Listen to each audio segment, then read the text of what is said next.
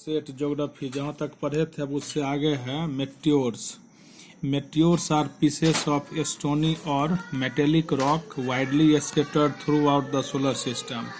कहता है मेट्योर जो है वो पीसेस ऑफ स्टोनी और मेटेलिक रॉक मतलब ऐसा चट्टान जो मतलब जो स्टोनी हो, मतलब पूरे पत्थर का ही बना हो, नहीं तो वह मेटल का भी बना हो सकता है। मेट्योर्स उसी के टुकड़े हैं जो कि पूरे सोलर सिस्टम में फैले हुए हैं।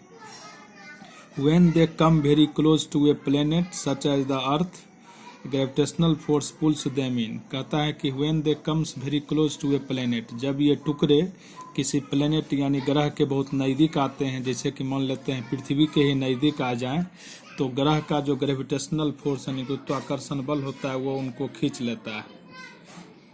As they enter to the Earth's atmosphere and heat up because of friction with the air, they start burning। जैसे ही ये अर्थ के एटमॉस्फेयर में प्रवेश करते हैं वो हीट अप गर्म हो जाते हैं। क्यों? Because of the friction of air, यानी हवा के घर्षण के कारण। जो ही ये अर्थ के एटमॉस्फेयर में प्रवेश करते हैं हवा के घर्षण के कारण ये गर्म हो जाते हैं और जलना शुरू कर देते हैं। As these burning meteors fall towards the ground, we can notice them as sticks of light in the night sky। कहता है ये जो जलने वाले टुकड़े हैं अगर वो जमीन पर गिरने लगते हैं तो हमको रात के आकाश में लाइट जैसा दिखाई पड़ता है। Such a meteor is also called a shooting star। इसी प्रकार के मेट्योर को शूटिंग स्टार भी कहा जाता है। Most of the meteors are very tiny that they burn up completely in the upper atmosphere। अधिकांश जो मेट्योर्स होते हैं बहुत छोटे होते हैं और वे ऊपरी वायुमंडल में ही पूर्ण रूप से जल जाते हैं। But some of the larger meteors may land on the surface of the earth producing craters called meteorites। लेकिन कुछ बड़े जो मेट्योर्स होते हैं वो ऊपर में कम्प्लीटली नहीं जलते हैं और पृथ्वी के सरफेस पर आके स्ट्राइक करते हैं और जहाँ पर स्ट्राइक करते हैं वहाँ पर वे क्रेटर बना देते हैं। तो ऐसे मेट्योर को मेटेराइट्स कहा जाता है। मेटेराइट्स ये इनको मेटेराइट्स कहा जाता है।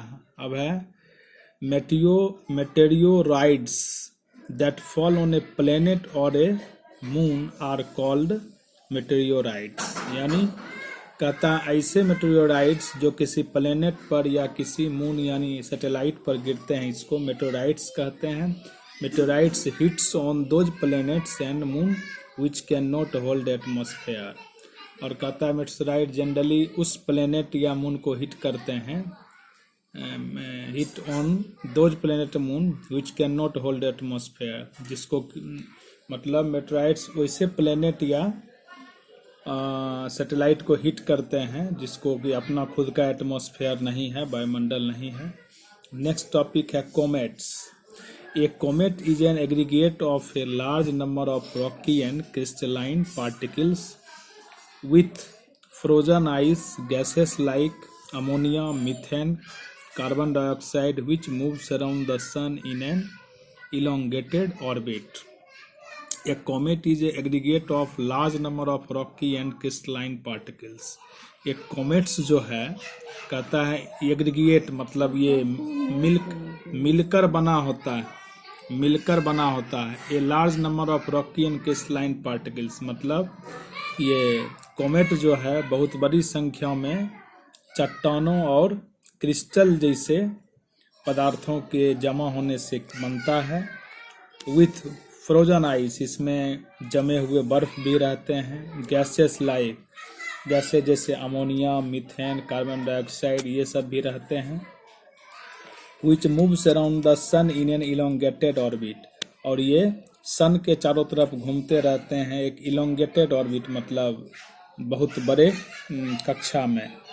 It has large orbit and large period of revolution. चूँकि इनका ऑर्बिट बड़ा होता है इसलिए इनका पीरियड ऑफ रिवॉल्यूशन भी ज़्यादा होता है।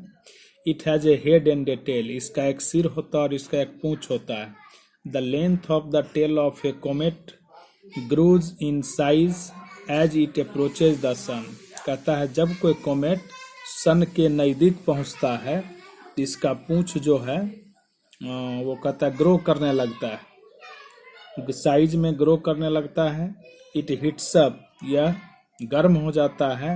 And leaves behind a stream of hot glowing gases and dust particles, यह गर्म हो जाता है और कहता है अपने पीछे स्ट्रीम, एक धारा जैसा छोड़ देता है, हॉट ग्लोइंग गैसेस यानी गर्म चमकती गैसों को और धूल के कण को। The most famous of the comet is Halley's comet which takes 76 years to go around the sun. कहता है जो सबसे फेमस, सबसे प्रसिद्ध कोमेट है उसका नाम हैली कोमेट है और यह सूर्य के चारों तरफ से 76 ईयर्स 76 वर्ष में घूमता है। It was last visible in 1986, यानी हैली कोमेट को लास्ट यानी इधर अंतिम जो सबसे अंतिम जो देखा गया है 1986 में देखा गया है, अब फिर अगला 76 ईयर्स के बाद दिखाई पड़ेगा।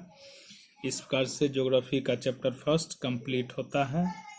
अब इसका क्वेश्चन आंसर किया करेंगे।